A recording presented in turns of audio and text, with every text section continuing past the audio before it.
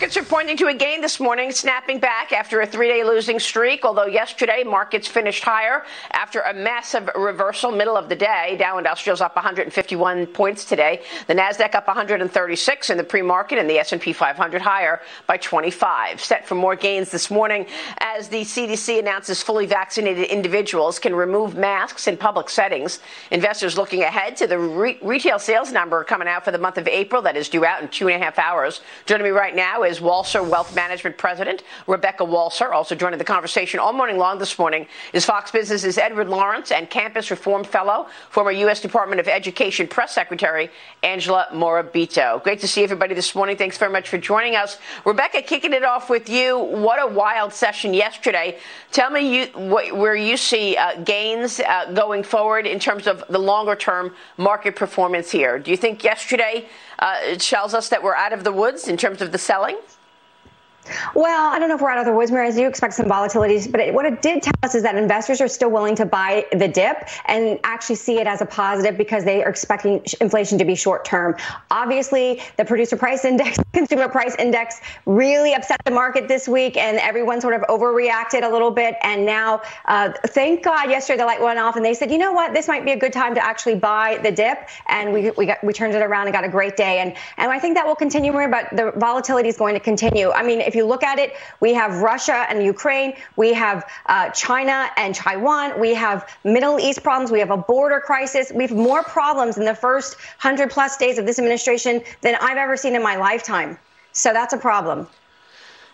Yeah, no, you're absolutely right. In fact, the president's focus on getting back into the Iran nuclear deal has clearly created more upset than not in the Middle East. Look what's happening between Israel and the Palestinians right now. And then there's the domestic issues around his massive spending and tax increases to come. What happens to these markets when we see a 43.4% capital gains tax, which is what he is predicting and pushing forth?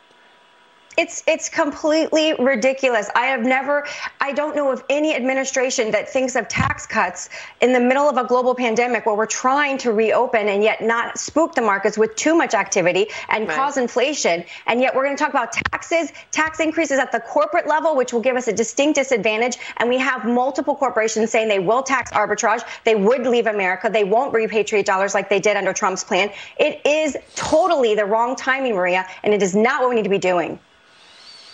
Yeah, I mean, you said tax cuts a second ago. Of course, President Trump instituted a tax cut plan in 2017 and truly moved the needle in terms of economic growth. If we see these tax increases that President Biden wants, do you think that hurts economic growth? What about the market response?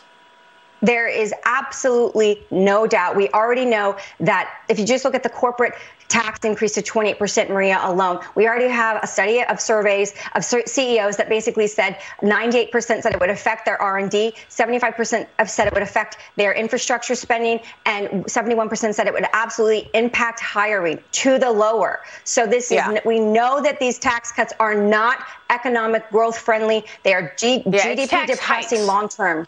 Tax hikes. Right. That's what I'm talking about. Tax hikes. Yes. That's right. Sorry, Maria. I want to ask you about crypto. It would be nice if it were tax cuts. Unfortunately, President Biden wants to increase the taxes on everybody. I want to ask you about crypto as it relates to the IRS. The IRS announcing it could seize cryptocurrency assets for tax purposes, similar to any other property. The news coming after Tesla's announcement that it would stop accepting Bitcoin as a payment. CEO Elon Musk tweeting yesterday he could be open to accepting Dogecoin as currency, sending Doge surging 25%, Rebecca.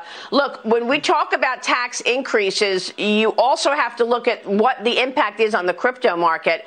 We had one guest a couple of weeks ago who pointed out that this tax increase plan is going to hit the crypto market pretty significant, and with that, many of the players plummeted. What's your take in terms of the best bet here?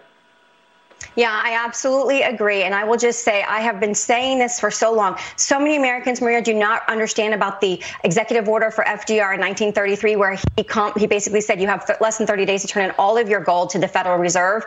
And I said, the second that crypto goes mainstream and we start buying Teslas with Bitcoin and buying our coffees with Bitcoin, you can start to see the IRS, instead of treating it like an investment, treating it like a currency. And that is a big problem for the central bankers of the world, the M2 money supply and all of those things. So absolutely, I think that the IRS and the government is starting to say, hey, wait a minute.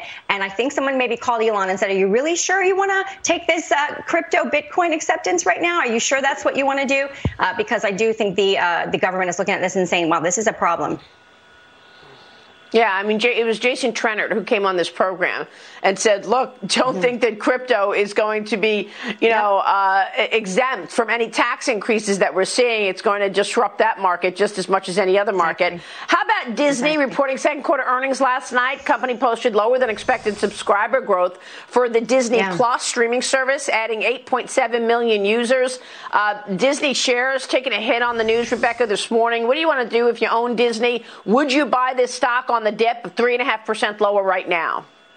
I would actually buy Disney. It's a long-term runway. It's got a long-term runway. I think we got really spoiled with Netflix and the just massive increase in subscriber users. And then, of course, Disney Plus started not too much before the pandemic. And so you saw this massive subscriber jump to over 100, almost 104 million. They just missed it by about 500 million subscribers for the Disney Plus service alone.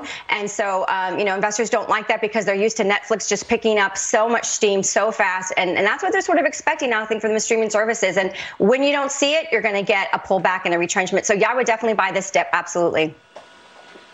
All right, we will leave it there. Rebecca, great to catch up with you. Come back soon. Thanks very much. Rebecca Walser joining us this morning. Have a great Friday, Rebecca. We are just getting started this morning. Coming up, veterans.